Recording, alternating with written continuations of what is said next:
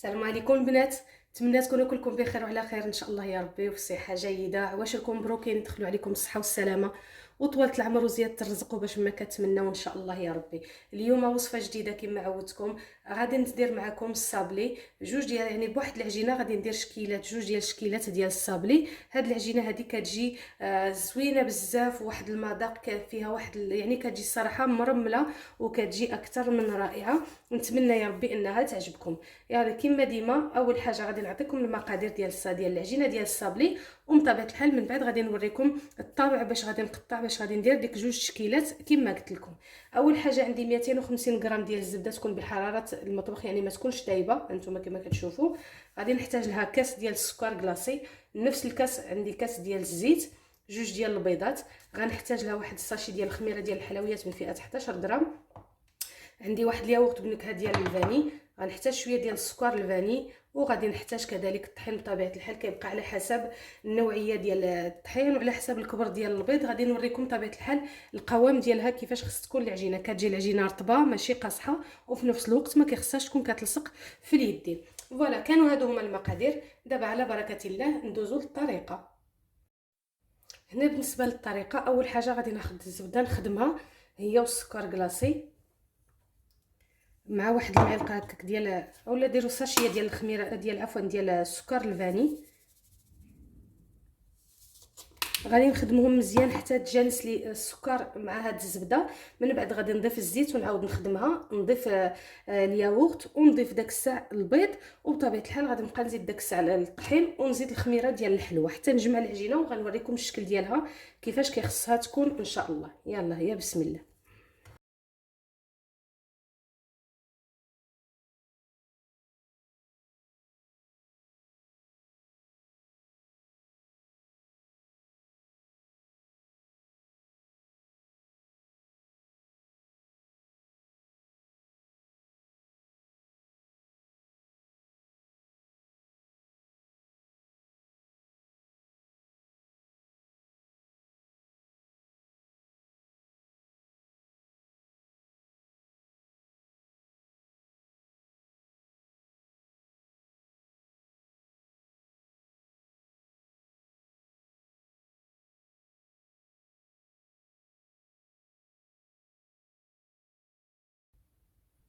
هنا صافيه يا جماعه العجينه كما شفتوا معايا.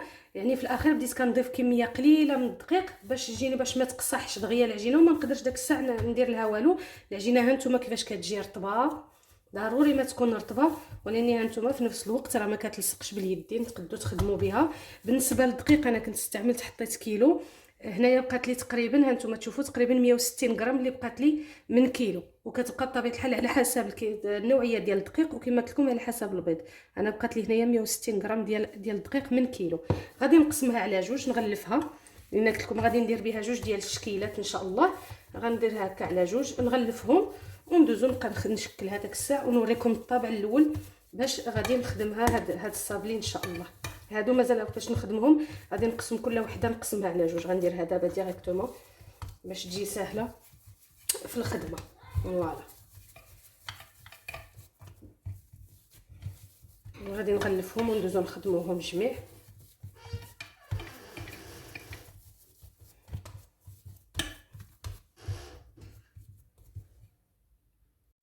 بالنسبه للشكل الاول ديال الصابلي، انا غادي نستعمل هاد القطعه هذه بهذا الشكل، وغادي نستعمل لها هاد الرشمه هذه. غادي نديرها بالشوكولا بلون، كتجي الصراحه زوينه بزاف.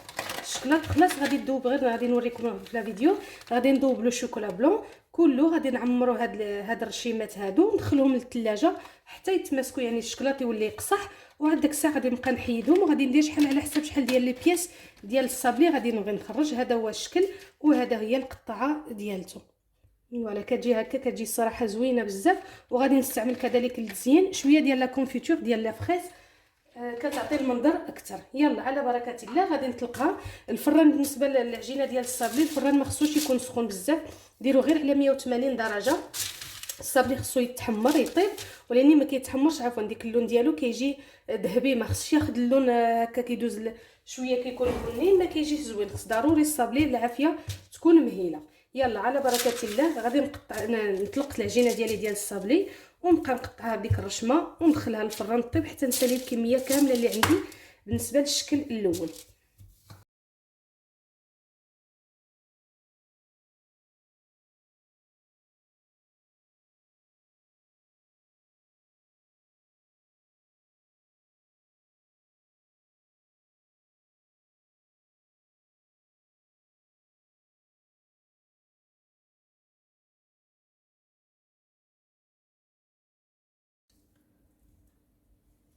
هنا هانتوما تشوفوا السمك ديال العجينه كيخصها تكون يعني ما غليتش بزاف وما رقيقش كذلك بزاف.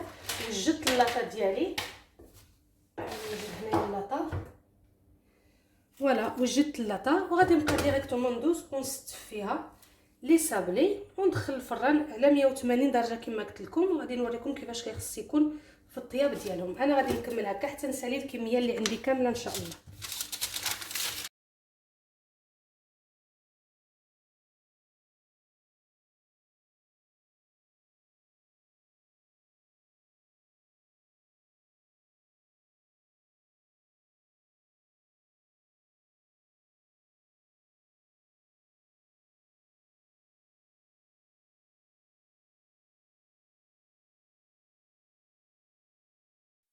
بالنسبه للشكل الثاني البنات انا غادي نستعمل هاد الرشمه هادي، غنستعمل هاد القطعه هادي على شكل هكا مربع، والرشمه ديالها اولا ديال الشكلاط اللي خص تعمر له ديال الشوكولا غنديرو شوكولا ولي هكا يكون هكا مربع، وهنايا فيه واحد الحفيره من بعد غادي نعمرها افيك دو كراميل. يعني نتوما تشوفوا هذاك كتجي هكا كتجي غزاله. المهم غادي نشرح لكم كلشي، غادي نوضح لكم ملي يكون كنعمر له شوكولا وكلشي ان شاء الله يكون واضح. دابا غادي نطلقها كما درت بالنسبه للصابلي الاول الشكل الاول.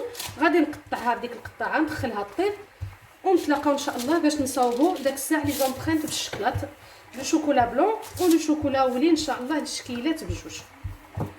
الصابلي كيجي زوين بزاف. هذا المذاق ديك الياغورت اللي درنا فيه وديك الفاني كيعطيه واحد النكهه وكتعطيه حتى واحد القوام كيجي رطب كيذوب في الفم. انا غادي نكمل هكا كما قلت لكم ونتلاقاو باش نديروا لو شوكولا ونصاوب.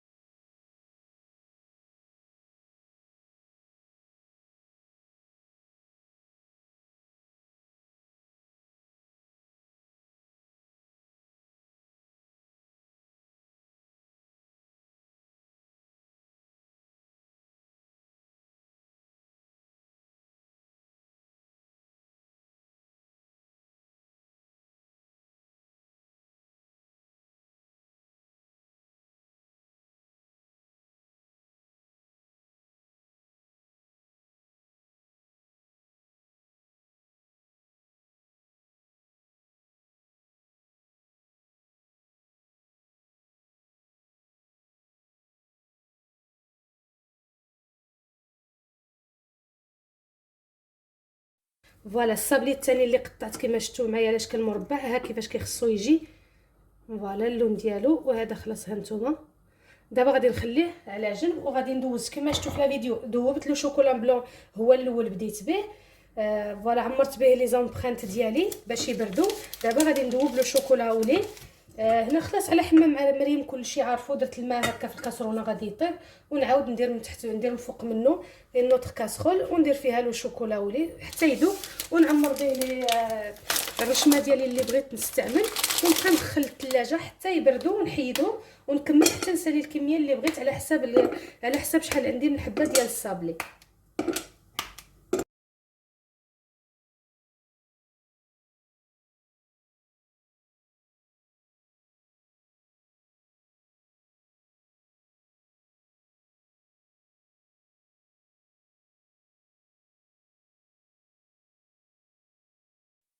دابا غادي نصاوب الكراميل كما قلت لكم اللي غادي ندير به اللي غادي نزين به لي صابلي اللي درنا بلو شوكولا ولي. عندي هنا الكراميل غادي ندير 100 غرام ديال السكر غادي نخليها حتى تذوب مزيان. غادي نزيد عليها 40 غرام ديال الزبده اللي يكون فيها شويه ديال الملحه لو دومي سيل. الا ما كانتش عندكم الزبده فيها ديجا الملحه زيدوا هكا واحد الربع ديال المعلقه صغيره هكا قبيصه ديال الملحه. وغادي نحتاج 20 سنتيلتر من القشده الطريه السائله اللي كتكون اونتيير. فوالا هذه يلا على بركه الله. غادي نخلي السكر هو الاول حتى يذوب كما قلت لكم، نضيف له الزبده، وفي الاخير غادي نضيف له ديك القشده الطريه ونبقى نحرك حتى يختر، وغادي يولي واحد الكراميل زوين. غادي نوريكم بطبيعه الحال القوام ديالو كيفاش خصو يكون.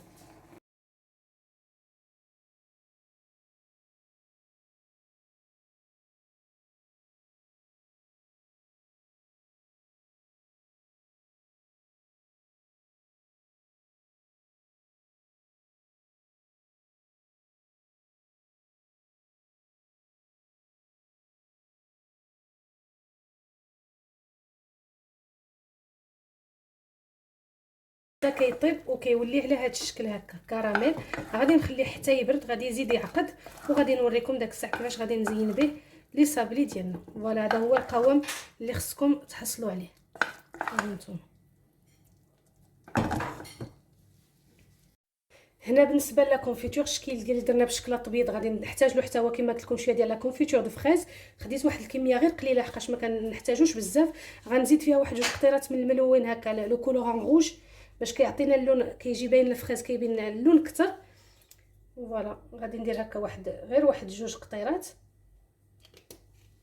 وغادي ندير معاها شويه ديال الجيلاتين. انا عندي لا كاع هذه فيجيتال، غندير معها واحد المعلقه صغيره. الا عندكم جيلاتين غبره ديروها حتى هي بحال بحال. غادي نخلط مزيان وغادي نردها على البوطه حتى يغلى صافي، وغادي نحيدو. غادي نوريكم داك الساعه كيفاش غادي نستعملو.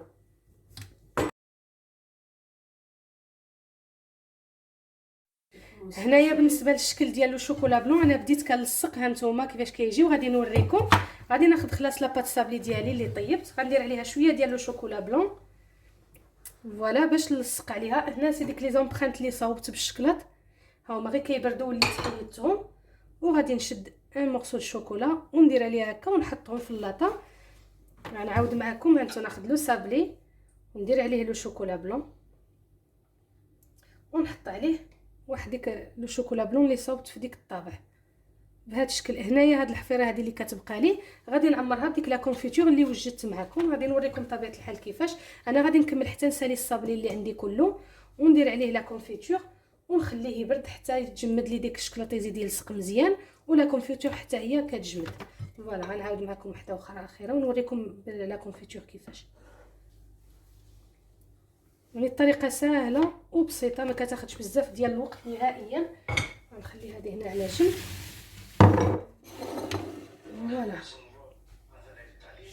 فوالا هنا ديك لا كونفيتور ها هي. غناخذ غير شويه هكا بالراس ديال المعلقه، وديك الحفيره اللي عندي غادي نجيب وندير فيها لا كونفيتور كما هكا.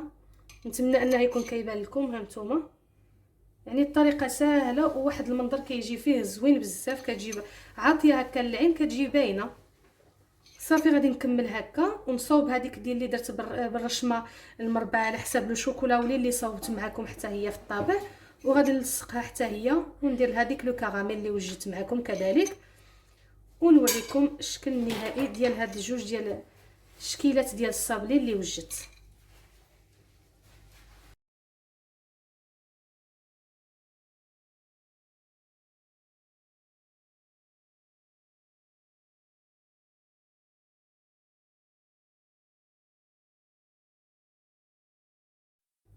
الصابلي صافي ها هو الكميه ديالي كامله اللي وجدت طابت. ها نتوما كيفاش كيجي.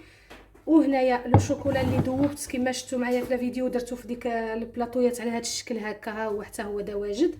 وهنا الكراميل، وهنا ذوبت شويه ديال الشكلاط باش نلصقهم. غادي نبقى ناخذ لو صابلي ندير فيه واحد شويه ديال لو شوكولا غير هكا فوالا، وغادي ناخذ واحد لو كاري ونجي نحطو فوق منه. هنا غادي نرجع لديك لو كراميل اللي شفتو في الفيديو اللي صوبت حتى هي. غادي ناخذ غير واحد الكميه قليله ونحطها هنا في الوسط فوالا، كتجي بهذا الشكل. غادي نعاود وحده اخرى معكم. غادي ناخذ الصابلي ندهنو هكا بشويه ديال الشوكولا. انا كنستعمل الشوكولا بالحليب، يجي شوكولا ولي كيجي ما مجهدش. عاود اللي كيبغي الشوكولا نوار يقدر يستعمل له شوكولا نوار بطبيعه الحال. غادي نحط من فوق منه هكا لو شوكولا اللي صاوبت، وندير من فوق منه شويه من ديك لو كراميل اللي وجدت معكم كاين بوينت دو كراميل.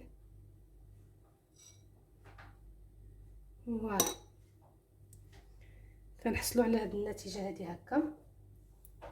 انا غادي نستمر حتى نكمل كاع الكميه اللي عندي د الصابلي وديال الشوكولا، ونوريكم الشكل النهائي ديال الشكيلات بجوج ديال الصابلي ان شاء الله.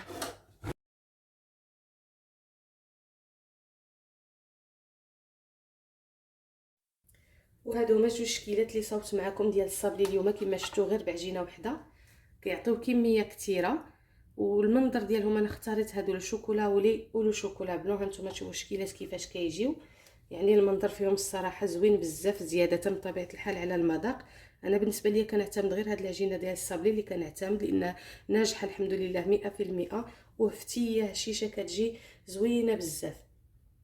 هانتوما تشوفوا كيفاش كيجيو، يعني مشكيلات غزالين زوينين هكا للمناسبات او للاعياد، وغير يعني كيعطيو كميه كبيره ومقادير اللي هي بسيطه جدا، وحتى الخدمه ديالهم ما كتكونش شي حاجه اللي صعيبه. ابخي انا استعملت هاد جوج ديال الطابع هذا الشوكولا وهذا الشكل هذا. نتوما بطبيعه الحال تختاروا الطابع اللي بغيتو على ذوقكم كما كنقول لكم ديما.